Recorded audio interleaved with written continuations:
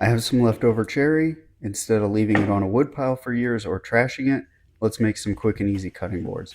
Nothing fancy, but something that we will use every day.